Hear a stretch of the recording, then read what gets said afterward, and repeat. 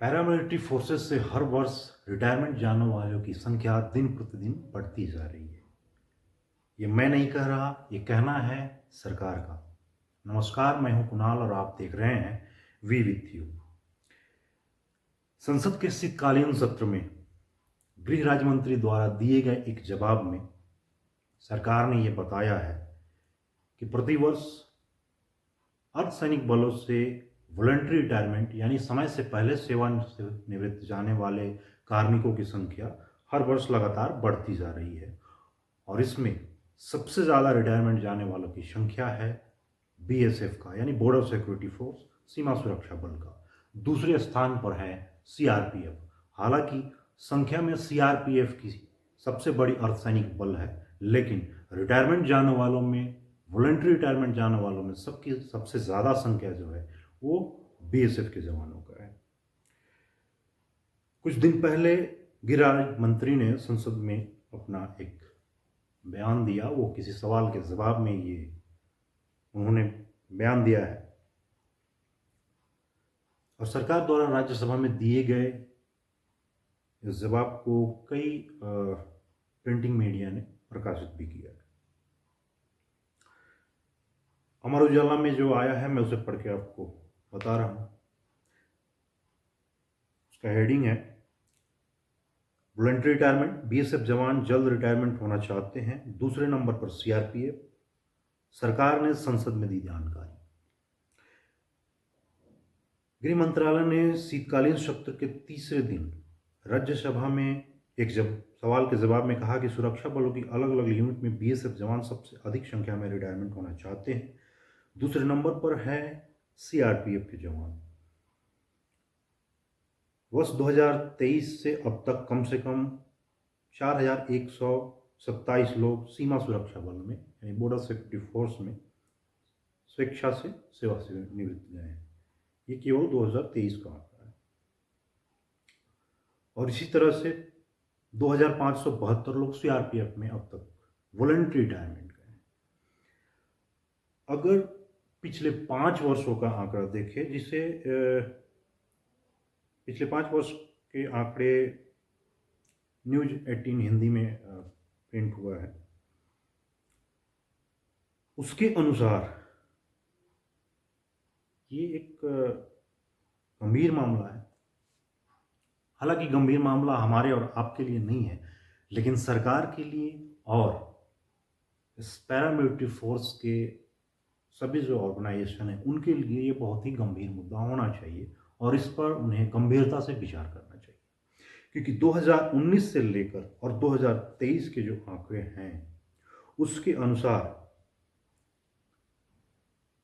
46,960 यानी लगभग 47,000 जवान वॉलंटरी रिटायरमेंट है।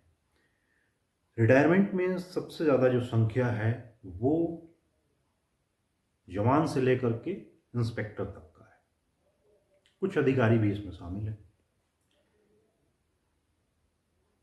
आप अगर इस आंकड़े को देखें तो इसके अनुसार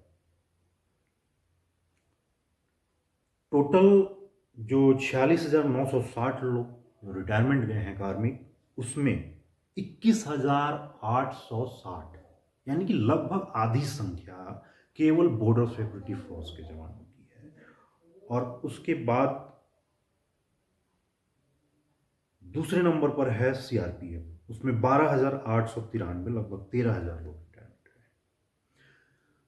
तो अलग अलग फोर्स के ये अलग अलग आंकड़े हैं पिछले 5 वर्षों में। अगर मैं आपको, आप स्क्रीन पर भी देख सकते हैं, असम राइफल में 5,176,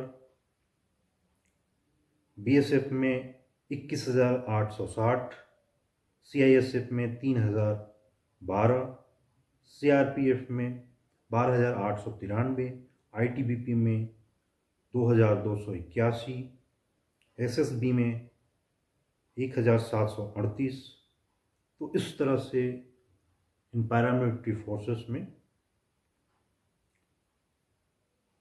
बहुत मात्रा में लोग रिटायरमेंट जा रहे हैं। सरकार द्वारा जो जवाब दिया गया है उसमें रिटायरमेंट, वॉलंटरी रिटायरमेंट के जो कारण बताए गए हैं सरकार का कहना है, गृह मंत्रालय के मुताबिक सुरक्षा बलों ने बताया है कि जवानों ने स्वेच्छा से सेवा से निवृत्त के कारणों की व्यक्तिगत घरेलू मामलों का उल्लेख किया है। इसके अलावा बच्चे, पारिवारिक मुद्दे, खुद का या पारिवारिक सदस्यों की सेहत से जुड़े मुद्दे, सामाजिक पारिवारिक दायित्व और प्रतिबद्धता, इस तरह के कारण बताए गए। और इस रिटायरमेंट के जो कारण सरकार द्वारा बताया गया है बिल्कुल सही है, लेकिन इसके अलावा भी बहुत सारे कारण हैं। उसमें सबसे बड़ा कारण अगर आप देखें तो पैरामिलिट्री का डिप्लॉयमेंट है वो फार फ्लूइंग एरिया में होता है, घर से बहुत दूर होता है। जैसे बॉर्डर सिक्योरिटी फोर्स है, बॉर्डर सिक्योरिटी फोर्स का डिप्लॉयमेंट भारत पाकिस्तान सीमा पर है, बांग्लादेश से लगी हुई सीमा पर है, और बॉर्डरिंग एरिया काफ़ी डिफ़िकल्टी वाला भी होता है। तो वहाँ का वेदर कंडीशन, टेरेन, इंफ्रास्ट्रक्चर और भी बहुत सारे चीज़ें होते हैं जिसके कारण लोग रिटायरमेंट जाते हैं। दूसरा है प्रमोशन। ये सारी चीज़ें सरकार के आंकड़े हैं और सरकार ने इस चीज़ को माना है। अलग अलग न्यूज़ चैनलों में और अलग अलग रिपोर्ट में सरकार ने ये बताया भी है कि प्रमोशन भी एक बहुत बड़ा मुद्दा है और सरकार इस पर समय समय पर विचार करते रहती है।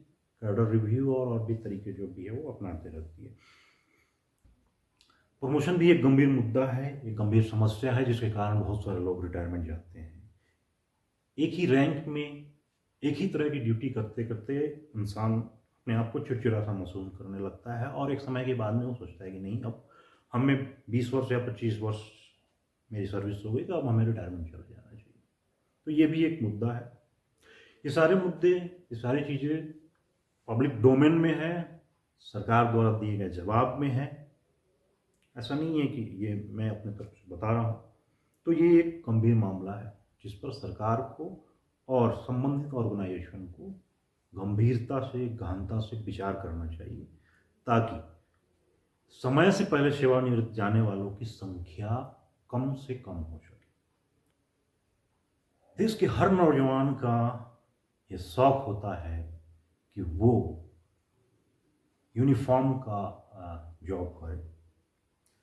15-16 वर्ष के बाद जब व्यक्ति वयस्क होने लगता है तो उसके अंदर यूनिफॉर्म, फोर्स की पर्सनालिटी, उनका जज्बा, ये सारी चीज़ें उसे अट्रैक्ट करती है और वो चाहता है कि फ़ौज में ज्वाइन करे, चाहे वो आर्मी, एयरफोर्स, नेवी में जाए, पैरामिलिट्री में जाए, पुलिस में जाए, अलग अलग डिपार्टमेंट। लेकिन यूनिफॉर्म पहनने की बहुत सारे नौजवानों का शौक़ होता है, होना भी चाहिए।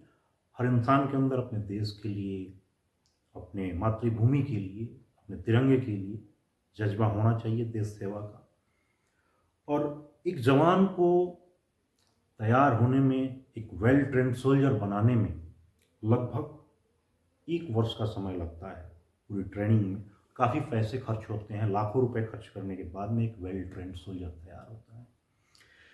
लेकिन ये मामला तब गंभीर हो जाता है जब वो वेल ट्रेंड सोल्जर, जिसे हमने इसलिए तैयार किया है कि वो अपनी पूरी क्षमता के साथ इस देश को अपना सेवा दे सके और पूरी सर्विस करे, अगर वो समय से पहले रिटायरमेंट जाता है तो इसमें बहुत सारे नुकसान भी होते हैं। हमें उस तरह का जवान तैयार करने में फिर से सालों समय लग जाता है।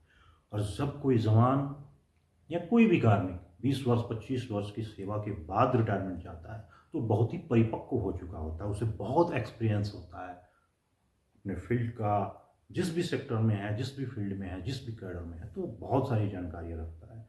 ऐसे में ये ज़रूरी है कि वो अपनी पूरी सेवा दे और फ्लंट रिटायरमेंट नहीं बल्कि सुपरनेशन तक जाए। लेकिन ये तभी संभव है जब सरकार और ऑर्गेनाइजेशन इस पर गंभीरता से विचार करे। मैं जो कुछ भी वीडियो बनाता हूँ उसका मकसद आपको जानकारी देना होता है, आप तक अच्छी इन्फॉर्मेशन पहुँचाना होता है।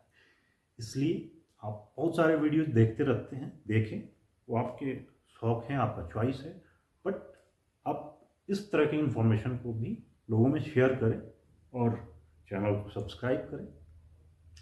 मैं अच्छी वीडियो बनाता हूँ just for education purpose, for knowledge purpose, ठीक है। तो थैंक यू, इतना ही, मिलते हैं अगले वीडियो में। धन्यवाद, जय हिंद।